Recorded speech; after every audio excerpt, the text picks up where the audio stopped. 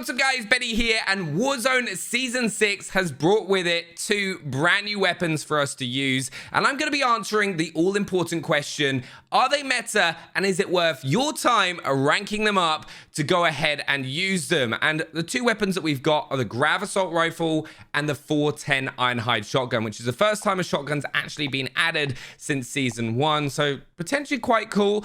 But the Grav Assault Rifle to start with is a full auto assault rifle. It's fast firing rifle with improved range, fastest bullet velocity in class with modest damage and moderate recoil. It actually shares the same damage as the QBZ, so you've kind of got the choice of having that really fast bullet velocity or having very minimal recoil, which is what the QBZ is. So if we go ahead and first of all look at the best class setup that I've found for the Grav so far is the Agency Suppressor, which is pretty standard. It's just going to give you all those things that you need: sound suppression, vertical recoil control, bullet velocity, and effective damage range. I'm going to take you through some gameplay with this gun as well a little bit later in the video so you can see it in action, but you'll notice straight away the recoil for the Grav is pretty darn high, so you need to have that recoil control.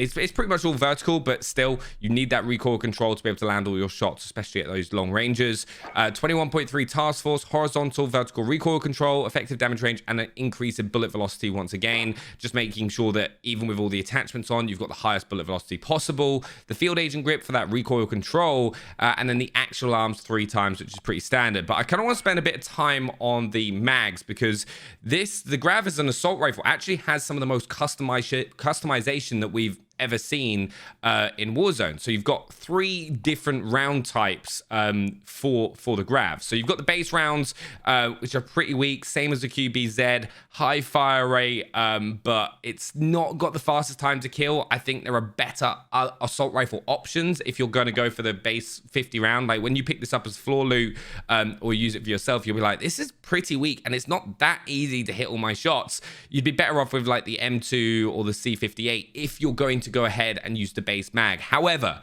right, I almost feel like this has become the Cold War equivalent of the AS Val, and we've got a brand new weapon that is incredibly good for solos because you get the 30 round conversion with a high fire rate. So you've got 7.62 caliber ammo with a higher fire rate, so it's similar to the Cold War AK-47, but it's just a 30 round mag. I was kind of hoping it would be the same as the final mag, but a 45 round version, but 30 round means that you're not going to be using this in trios and quads because the reload is quite slow. It's a solo weapon, maybe duos, that's a push, but this gives you a really fast time to kill and is what I found works best.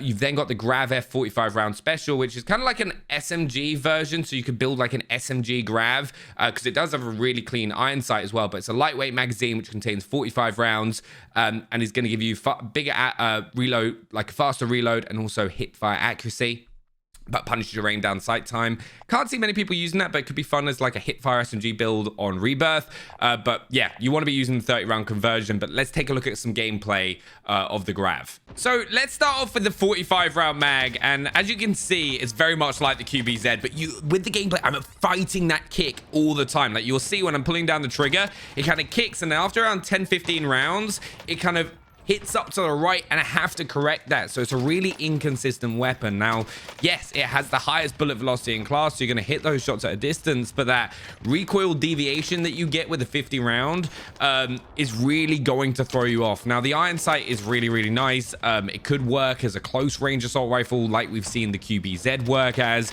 but for me personally, with the base round, it's not meta. It feels like it's got a really slow time to kill. I'm not able to hit those shots consistently in the targeted areas that I want to, because remember, if you want to be doing consistently well, you need to hit those upper body and headshots. And then we get to the 30 round mag and the time to kill flies up. It feels so much better. Yes, you've still got that recoil, but you know, it's manageable because you know you're doing a lot of damage per bullet. So you have those fast time to kill potentials, and you're going to win those gunfights, especially paired with that high bullet velocity.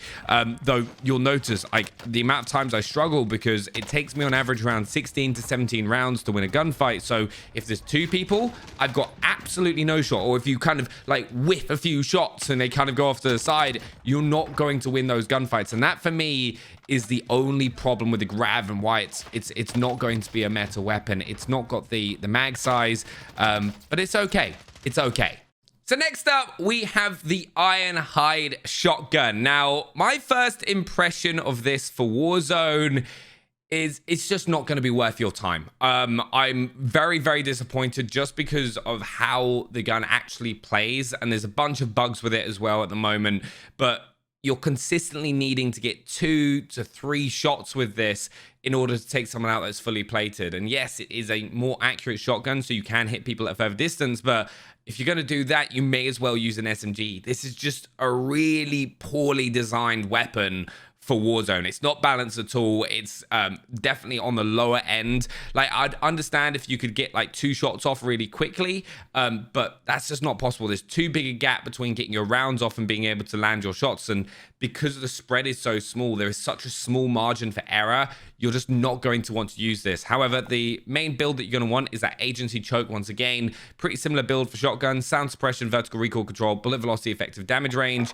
and then we use the reinforced heavy barrel. Now that's going to give us an effective damage range increase, but also increase the fire rate. Helps a little bit between getting those shots off quickly, but not really going to do the business for you.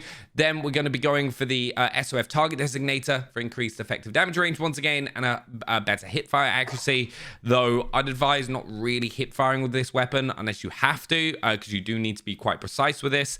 Then we go for the 8-round tube mag, and then we go for the SAS combat stock. Now that is what I've been finding works best for me when using this for my gameplay. But yeah, it's a really poor weapon, and I'm going to be honest with you, this is not meta. It is not worth your time leveling up and ranking. Like, if we go and look at the shotgun class, I can give you so many better. Like, you would not use this over the Gallo. You would not even use it over the Hoya. And like, no one uses this. And that's like a one-shot kill potential up to the upper chest. So yeah, the Ironhide, reliable 2-shot kill with a short 1-kill range, I personally think is an absolute lie from my experience with it. It's not a great weapon, and you're going to see that from the gameplay. And as you can see straight off the rip, I actually hip fire that person, got the 2-shot kill on him, but remember, it's plunder. They've only got 200 HP a lot of the time. But this is an example of getting those shots off correctly from behind, upper body accuracy, and you can get those kills. But this is the thing. If I miss a shot even slightly, 4 rounds of a shotgun to get a kill, that is just not going to work in a high pressure situation. And it's the same thing. Unless you are landing your shots perfectly, there is no room for error in getting that 2-shot kill. And as you know, right, Warzone is a percentage game. If you're using a weapon like this, you're putting yourself at a high risk of losing a lot of scenarios that you're going to run into, especially with the pressure of endgame. I would never ever want to be relying on this shotgun. I'd go for the Gallo or even the Hoya over this. It's a little bit disappointing. It's the first shotgun that we've seen since season 1, and it falls a little bit flat.